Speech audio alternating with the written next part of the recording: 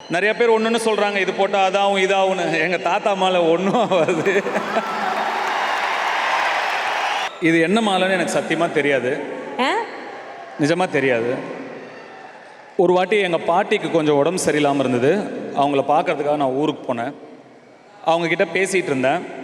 அப்போ எங்கள் பாட்டி என்னோட தாத்தா ஃபோட்டோவில் இந்த மாலை இருந்தது.